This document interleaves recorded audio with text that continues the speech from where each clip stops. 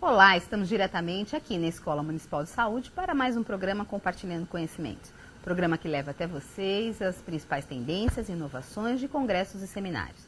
E traz, então, convidados que tenham participado desses congressos e seminários e debatem temas como o que estamos tratando nesses últimos dias, que é o 5º Congresso Brasileiro sobre o Uso Racional de Medicamentos.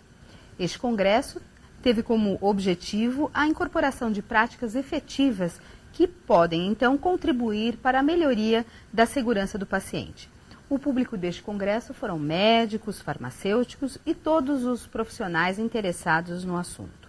Com o tema O Uso Racional de Medicamentos e Segurança do Paciente, o congresso aconteceu aqui em São Paulo, entre os dias 22 e 25 de setembro, e hoje temos o grande prazer de receber aqui na nossa Escola Municipal de Saúde, em especial aqui no canal profissional da Rede São Paulo Saudável, Dirce Marques, coordenadora da área técnica de assistência farmacêutica, e Sandra Aparecida Jeremias, farmacêutica da área técnica de assistência farmacêutica.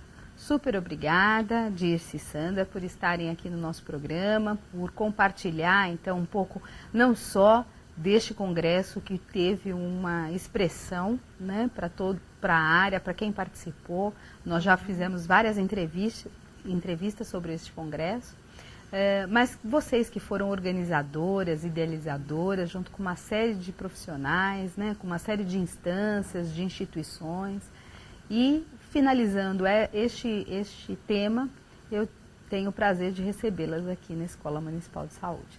Então, eu passo para vocês por uma saudação inicial. Muito obrigado, Laura, e toda a equipe aqui da Escola Municipal de Saúde por esse convite mais uma vez. É um grande prazer poder conversar com vocês. Acho que temos também muitas coisas para compartilhar com os nossos colegas das unidades de saúde. E esse tema, para nós, é o que nos encanta, né? É o nosso dia a dia. Então, está sendo muito gratificante poder ter participado dessa experiência de organizar um congresso dessa monta e poder também compartilhar essa experiência com vocês. Que bom. Sandra? Agradeço também a equipe da Escola Municipal, você, Laura, em especial, e a importância da gente estar aqui para poder compartilhar quem não teve oportunidade de estar presente no Congresso. Acho que esse é um dos objetivos maiores dessa série de programas, né? Para a gente mesmo compartilhar aquilo que a gente pôde aprender e ver como ainda desafio para novos trabalhos aí que sempre existem, com certeza, né? Bom, Sandra disse, assim, a repercussão foi muito grande desse congresso, né? E a gente sabe desde há muito tempo, né, diz que esse congresso foi concebido e que a secretaria teve um papel estratégico. Então eu queria que você, os outros programas que nós fizemos, todo mundo falou um pouquinho da temática. Nós vamos falar da temática também, mas eu queria que você falasse como é que se deu, né, essa organização. Como é que foi para vocês, né, que coordenam essa área, ter uma participação tão importante enquanto Secretaria Municipal da Saúde? Queria que você contasse um pouquinho. Bem, esse congresso, na verdade, estamos na 5ª edição, né?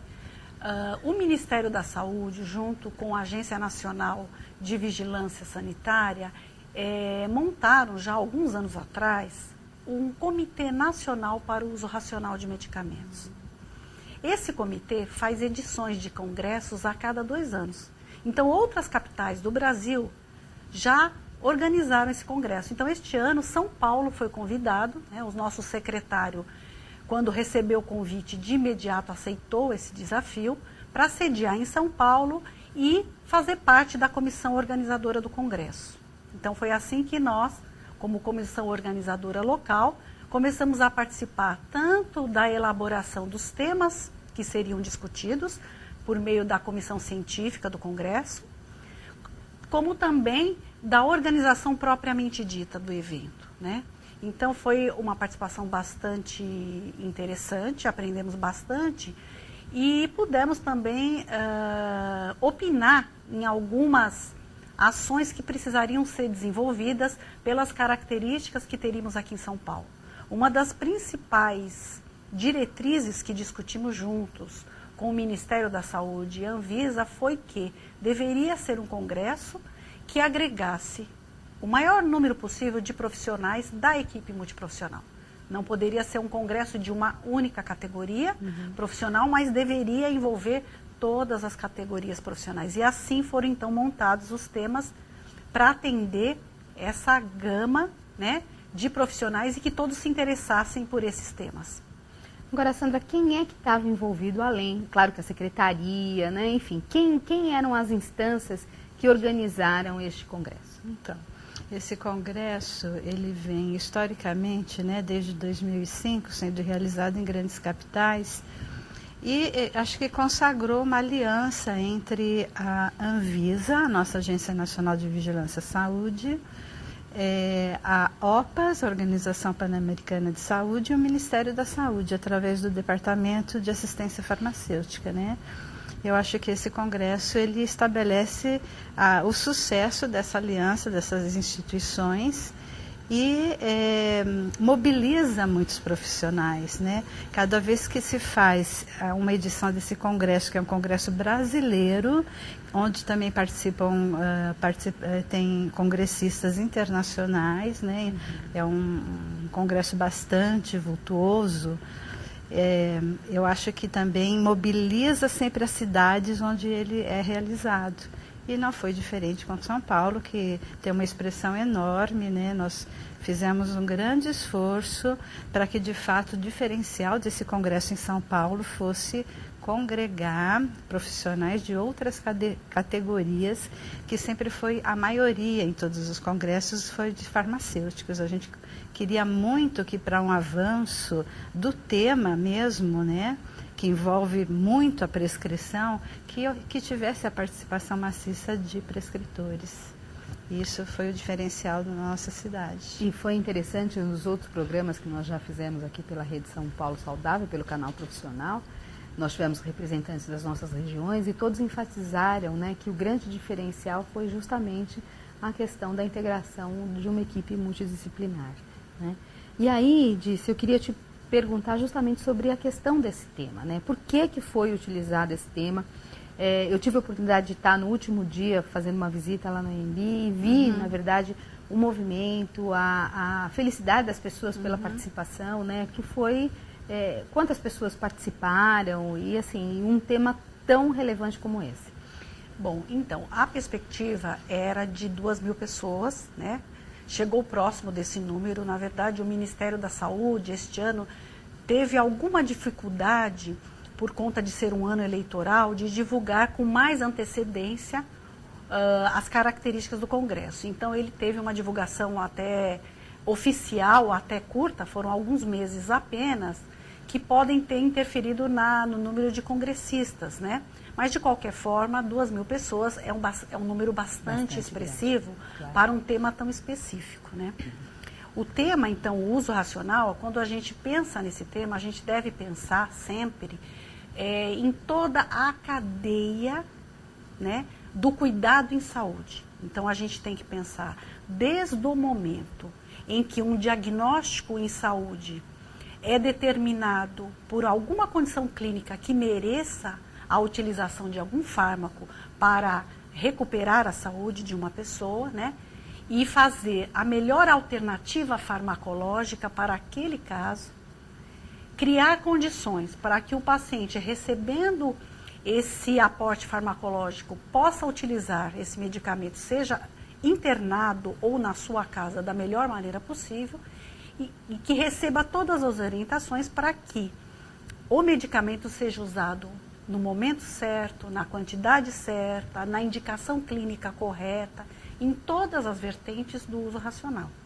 Então, quando a gente pensa, a gente tem que sempre pensar de que todos os profissionais de saúde em potencial estão envolvidos nesse processo. Desde aquele que fez um diagnóstico, até aquele que administrou o medicamento, até aqueles profissionais da equipe que, embora não lidem diretamente com o medicamento, podem identificar problemas no uso daquele medicamento, aquele profissional que dispensa o medicamento ao usuário e disponibiliza a ele algumas informações-chave para que esse paciente faça um uso adequado e, por fim, também que o paciente possa entender a importância do uso e que na sua casa, quando ele decida fazer uso contínuo, por exemplo, quando é um medicamento para uma doença crônica, por exemplo, ele faça de maneira consciente e saiba o que significa usar aquele fármaco ou não usar, porque a decisão é sempre do paciente, né? Então, é todo esse contexto que a gente procura abordar num congresso como esse. Então foram várias, apesar de ter esse eixo central, foram várias temáticas, não é isso, Sandra? E quais foram os principais temas? Eu sei que você coordenou uma mesa, enfim, queria que depois a gente vai falar especificamente sobre isso. Mas assim, que outros temas, né, derivados desse grande tema central foram abordados? Então, a segurança do paciente foi o eixo central desse congresso, né? Se a gente pensar no conceito de uso racional de medicamentos, tem tudo a ver com a questão da segurança do paciente, que é, na verdade, o objetivo maior da intervenção em saúde, né?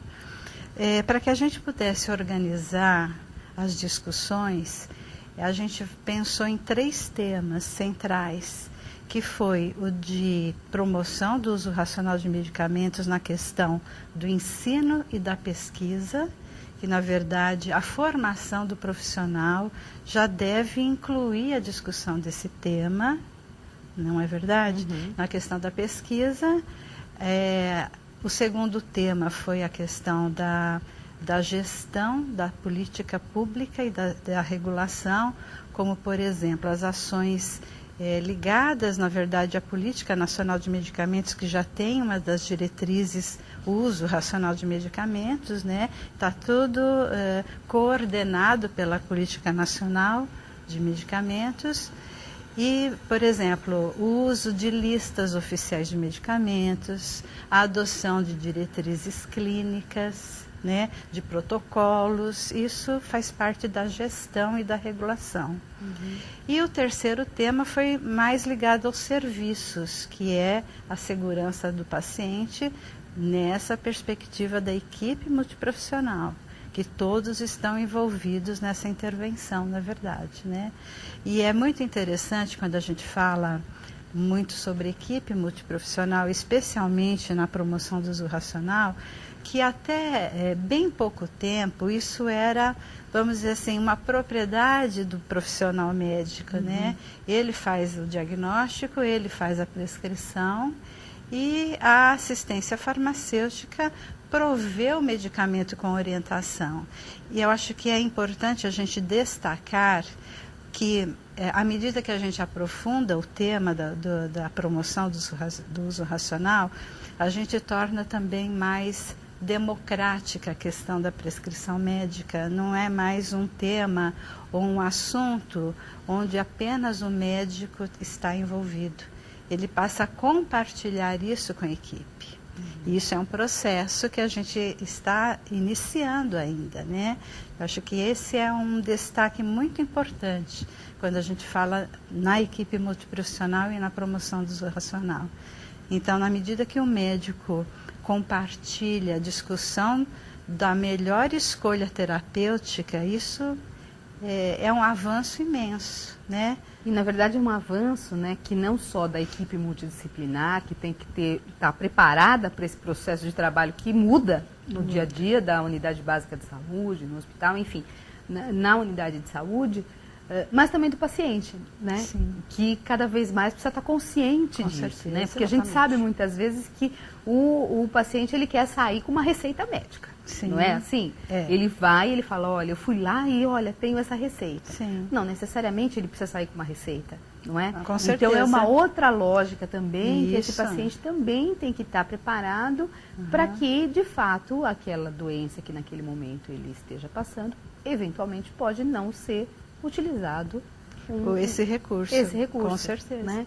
Então, isso significa que a gente tem muito, né, como você bem colocou, nós estamos começando um processo, né, mas que é de sensibilização, e principalmente, né, disso, eu não sei se você concorda, mas pensando na questão da segurança do paciente. Você coordenou uma mesa sobre essa temática, né? A contribuição de listas e formulários de diretrizes de medicamentos para a segurança do paciente. Como é que foi coordenar essa mesa, estar à frente? O que foi discutido que você possa socializar aqui com o nosso público? Eu acho que bem interessante esse nosso ponto que nós estamos chegando agora, né? Justamente concluindo que uso racional de medicamentos pode ser, inclusive, não usar medicamento nenhum. Não é?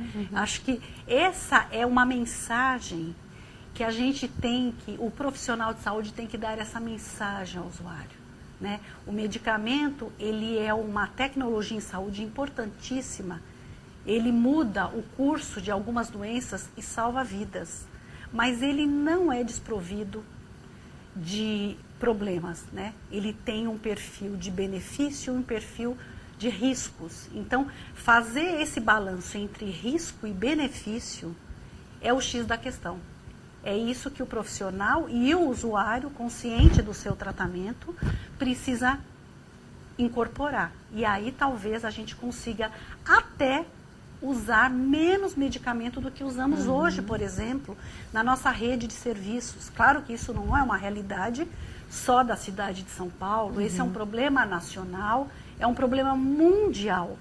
O mercado farmacêutico mundial e brasileiro, ele massacra o profissional de saúde, o prescritor principalmente, e o usuário com mensagens de que quanto mais remédio, mais saúde. E não é assim, a realidade é bem outra, né? O ideal, a gente sempre brinca na nossa área, as pessoas acham até engraçado, mas a gente sempre fala assim, vamos ser felizes quando não consumirmos remédio nenhum, na verdade. Porque nossa secretaria tem uma lista, falando em listas, uma lista de medicamentos bastante ampla, que dá muito acesso a medicamentos essenciais. Mas tudo isso só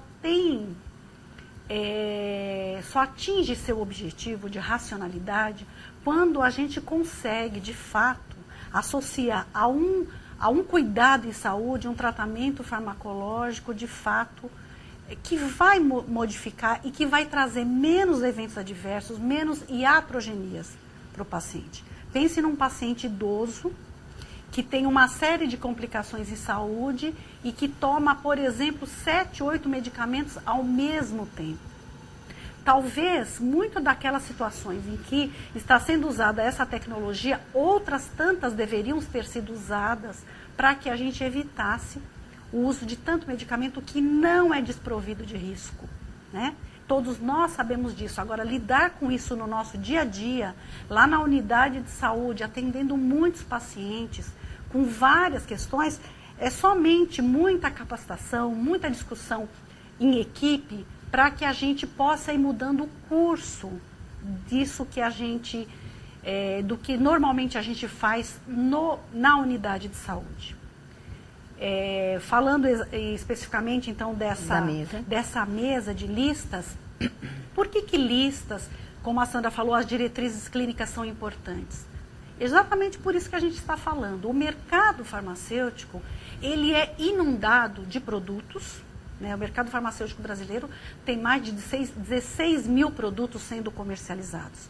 Nenhum sistema de saúde, de parte alguma do mundo, precisa de uma quantidade dessa de medicamentos. Então, essas listas, esses formulários, eles são justamente para racionalizar o que devemos usar no sistema de saúde. Embora eles sejam registrados para comercialização, no sistema de saúde pública, nós devemos separar desse rol de produtos do mercado aqueles que, de fato, são mais seguros e eficazes para conseguir garantir uma terapêutica mais adequada. Então, essas listas e formulários são importantíssimas. Essa mesa veio discutir em que pé que estamos hoje no Brasil na elaboração da Relação Nacional de Medicamentos Essenciais, e se isso está dando conta da problemática em saúde na questão farmacológica hoje no SUS. Então, era uma mesa justamente para a gente fazer um balanço dessa situação, dessas listas e diretrizes, e analisar o que nós precisamos melhorar. Essas listas estão de boa qualidade, as diretrizes clínicas, que são as condutas preconizadas para usar adequadamente essas ferramentas estão sendo incorporadas pelo profissional de saúde do SUS para que ele possa, de fato, sempre pesar benefícios e riscos adequadamente, né? O fato é que muita coisa está por fazer. O Brasil já avançou muito nessa política, não poderíamos dizer isso há 10, 15 anos atrás. Hoje em dia a gente já pode dizer que muitas coisas melhoraram, mas ainda à luz do que países da Europa, Austrália, Canadá já conseguem fazer, nós ainda temos bastante trabalho pela frente. E como você bem enfatiza, né, disse, a importância de ter uma equipe multidisciplinar. E aí a Sandra coordenou uma oficina que eu estou louca para saber, né, Sandra? Que é do nosso agente comunitário. Isso. Porque esse profissional, ele está inserido, ele não é um prescritor, não é? Exato. Mas ele está lá na comunidade, ele acompanha as famílias, ele é o elo. Então, como que cada vez mais, numa equipe multidisciplinar, não é? O agente comunitário, ele tem um papel estratégico, ele tem os nossos olhos lá na comunidade. E como é que foi essa mesa que falou justamente sobre a promoção do uso racional de medicamentos e a questão da segurança do paciente para os nossos agentes comunitários? Olha, como é que foi isso? Foi muito bacana, porque a gente contou com agentes comunitários também de São Bernardo do Campo, né?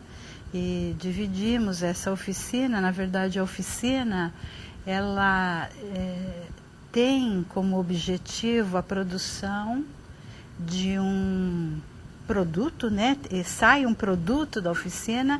Então, foi muito trabalho, foi o dia inteiro de atividades, onde a gente, na primeira parte, conceituou mais as questões ligadas à Política Nacional de Medicamentos, de assistência farmacêutica, falamos muito sobre direitos dos usuários, porque são duas questões. Ou o paciente vai a uma consulta já munido de informação que ele tirou da internet, já vai lá com o medicamento que ele quer.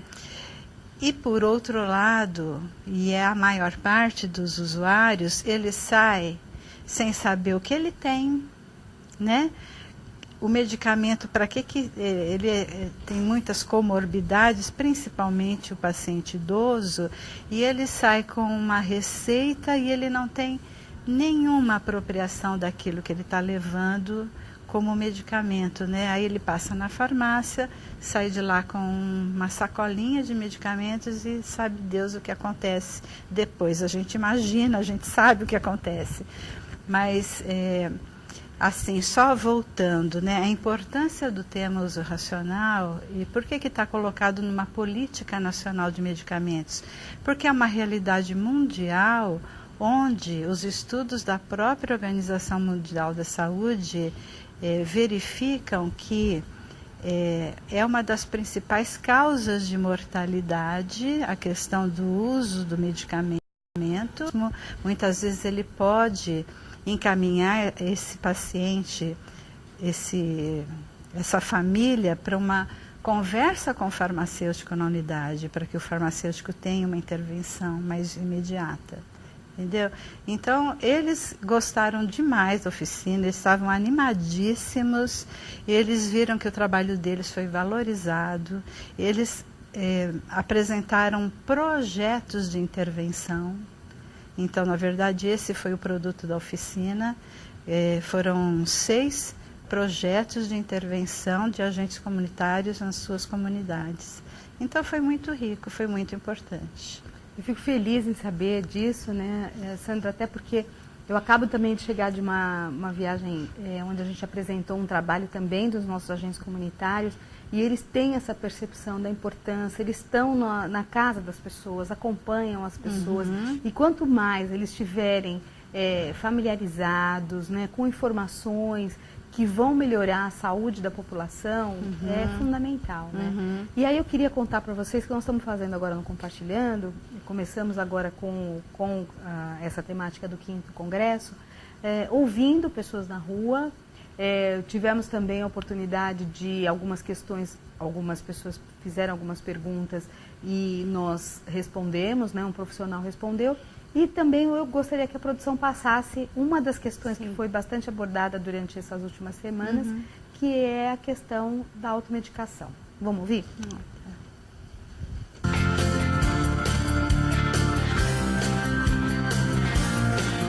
Meu nome é Dr. Walter, eu sou médico clínico aqui da UBS Integral Jardim Edite. Hoje vou falar um pouco, tecer algumas considerações sobre a automedicação. De modo geral, não há uma contraindicação à automedicação, até porque é uma prática amplamente utilizada numa perspectiva sintomática. Para um paciente que sinta dor ou tem um episódio de febre, isso sempre foi feito e vai continuar sendo.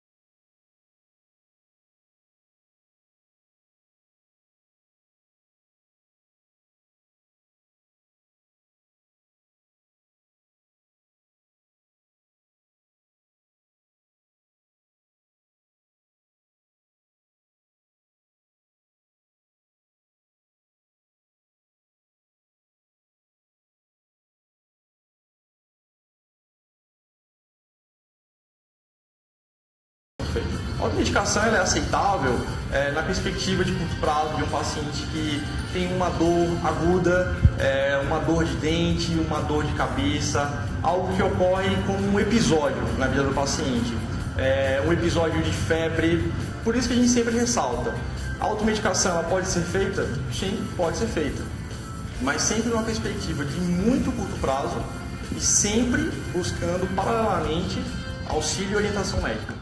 Bom, e aí? Dirce e Sandra, né? Eu acho que essa questão da automedicação, ela é um tema que daria outro programa para a gente conversar, certeza, não é? Com certeza. A respeito. Mas que eu acho importante essa fala, né? Que, aliás, eu agradeço toda a equipe do Jardim Edith, porque vários das perguntas vieram de lá, o pessoal da equipe foi até a nossa unidade básica de saúde integral. Enfim, queria ouvir a opinião de vocês a respeito dessa temática. Conceitualmente, a automedicação, ela é aceitável. Tanto é aceitável que nós temos vários medicamentos sendo comercializados que eles são isentos de prescrição, são comercializados dessa forma. Aqui no Brasil é um pouco mais complicado, né? Porque o mercado farmacêutico, o comércio farmacêutico, ele ainda não é organizado suficientemente para atender exclusivamente a automedicação, quer dizer, sem receita médica, por exemplo, e não vender aquilo que não pode ser vendido sem receita médica. Então, há uma certa confusão. Então, é delicado quando a gente diz, não, a automedicação não tem problema.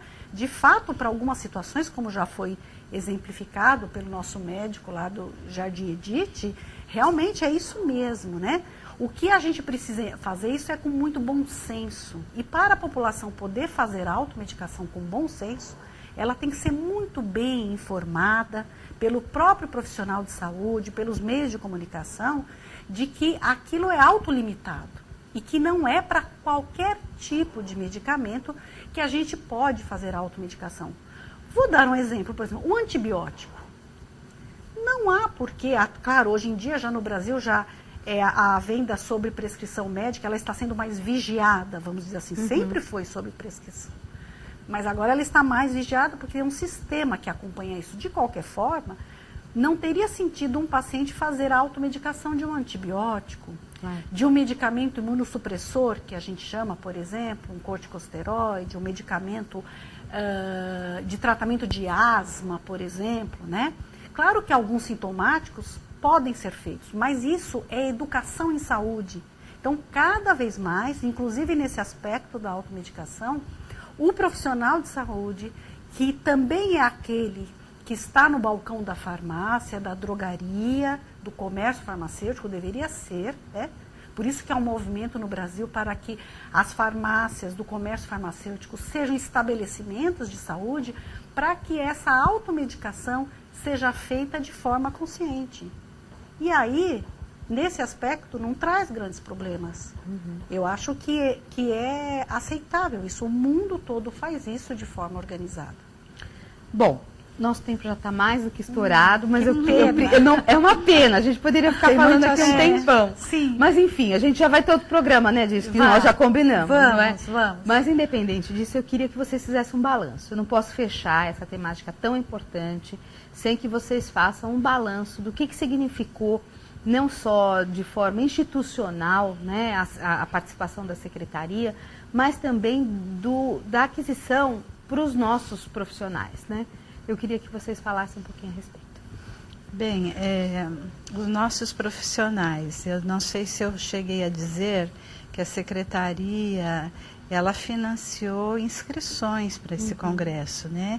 Então, 150 profissionais puderam ter a chance de participar e a secretaria arcou com os custos. Isso foi um incentivo grande para que os profissionais participassem, né? Eu acho que, na medida em que a gente amplia a discussão do uso racional de medicamento, a gente só tem ganhos, porque a gente aumenta a massa crítica que vai pensar sobre isso. Eu acho que a gente, em toda oportunidade, inclusive a gente gostaria muito, e esse congresso ele finaliza com uma carta de intenções. Todos os congressos finalizam com essa carta, aqui foi a Carta de São Paulo, né? E uma das reivindicações, vamos dizer assim, da carta, foi que esse tema pudesse ser discutido em toda e qualquer capacitação profissional. Então, eu acho que esse congresso ele trouxe a oportunidade de que outros profissionais que sabem até intuitivamente sobre o assunto pudessem ver que esse é um assunto de discussão sistemática, que é uma diretriz política, que tem uma grande importância, né? Então, eu acho que o balanço foi a gente poder compartilhar com os profissionais essas discussões, né? A vinda de congressistas também internacionais contribuiu muito, porque aí você vê que o mundo discute isso, não é só o Brasil, né? É uma diretriz da Organização Mundial da Saúde e o quanto países onde o sistema de saúde está num patamar mais desenvolvido, isso faz parte da rotina de discussão, né? Então a gente consegue absorver esse saber que é trazido, né, por todo mundo que participa. Foi uma troca de experiências, né, também mostrada pelos trabalhos que foi que. Sim, nós também tivemos trabalhos apresentados. Há trabalhos apresentados. E valoriza também todo o trabalho que vocês já fazem, né, enquanto coordenação da assistência farmacêutica. Eu acho que foi muito importante mesmo. E você disse? Bom, eu acho que todos tivemos a ganhar, foi uma experiência muito interessante. Realmente a gente começa esse tema que muitas vezes ele é muito fechado, né? Como a Sandra colocou, começa a abrir horizontes, mais pessoas pensando e achando soluções. Cada secretaria de saúde tem que achar as suas soluções, cada uma tem as suas características. E a oportunidade que nossa área teve de poder compartilhar com vários equipamentos de saúde, com vários profissionais da nossa rede e pensar o que devemos fazer para que a gente melhore o uso racional e a segurança do paciente, que é a finalidade, né, de todo esse investimento, foi muito interessante. Então, para nós foi uma oportunidade ímpar, né? Acho que o congresso não volta tão cedo para São Paulo, mas foi muito importante. Não está definido ainda, tá? Tem algumas capitais que se candidataram, mas a gente ainda não tem notícia dessa definição, né? Mas logo, logo saberemos. O ano que vem já saberemos onde vai ser. E eu acho que a gente deixar essa sementinha, né? Eu queria até falar com os nossos colegas aqui que estão nos ouvindo. São sementes que a gente planta. A gente, nesse congresso, a gente quis sedimentar duas políticas, tanto a de uso racional, a política nacional de medicamentos, como a política de segurança do paciente, que o Ministério da Saúde lançou há uns 2 anos atrás, mais ou menos. São duas políticas que se convergem para que o trabalho que nós todos desenvolvemos todo o tempo seja o de melhor qualidade. Porque o nosso usuário, o nosso paciente, a nossa população merece o nosso investimento. Então, eu acho que muitas portas se abrem a partir daí, porque a gente socializou mais esses conhecimentos, né? Eu acho que todos nós tivemos só a ganhar. Agradecer ao secretário por a oportunidade que nós tivemos também. Agora, eu não posso fechar o programa sem perguntar uma coisa para vocês. Que é a questão que eu acho que é fundamental, que acho que quando você fala, olha, eu vou falar para você, aquele trabalhador que está lá na ponta, né, que muitas vezes está isolado, né? Eu acho que a gente tem aí novas tecnologias chegando para a Secretaria da Saúde. Sim. Né? Que é a questão da telesaúde. Eu não posso deixar de falar, né, disso. Um grande desafio. É o nosso grande desafio, né? Então eu queria que você falasse um pouquinho rapidamente do nosso telesaúde. Então, a assistência farmacêutica está entrando aí como colaboradora no telesaúde, mais especificamente em relação ao nosso centro de informação sobre medicamentos. Já temos o centro há uns mais de 10 anos. Que o nosso SIM, que a gente chama, SIM com C, viu? Não é SIM com S. Centro de Informação sobre Medicamentos. Ele atua respondendo passivamente as questões sobre medicamentos que nos chegam e ativamente também fazendo boletins informativos de temas de problemática de uso de medicamentos, que estão todos lá publicados na nossa página eletrônica. E com o Telesaúde agora, nós precisaremos fomentar o nosso SIM para que a gente dê conta de todas as demandas, já que a gente vai ter a oportunidade de fazer isso de uma forma mais sistematizada e mais enraizada no sistema de saúde aqui de São Paulo, né? Esperamos poder colaborar nesse sentido. Eu acho que a questão da informação isenta e de qualidade sobre o medicamento também é uma das ações do uso racional e segurança do paciente. Bom, eu fico super feliz, você sabe que a nossa parte aqui da escola é a parte da teleeducação e eu tenho certeza que a gente vai poder construir juntas aí várias temáticas para levar para os nossos profissionais. Então, mais uma vez, eu super agradeço a participação de vocês. Agradeço. Parabenizo pelo trabalho belíssimo que foi feito. Eu acho que só consagra todo um trabalho que vocês já fazem há anos na área e que, com certeza, deu a visibilidade para tudo que São Paulo faz, em especial para a área de vocês. Super parabéns. Muito obrigada. Bom, e para você, trabalhador, eu espero que você tenha gostado bastante. Eu adorei fazer esses programas a respeito do 5º Congresso Brasileiro do Uso Racional de Medicamentos. E você, se tiver qualquer dúvida, qualquer questão, basta dar um curtir na nossa página, não só da Escola Municipal de Saúde, mas do canal profissional da Rede São Paulo Saudável. E assim você pode mandar suas dúvidas, suas questões. E assim podemos conversar com os nossos entrevistados. Queremos cada vez mais a sua participação, porque afinal de contas essa TV é feita por você e para você. Até.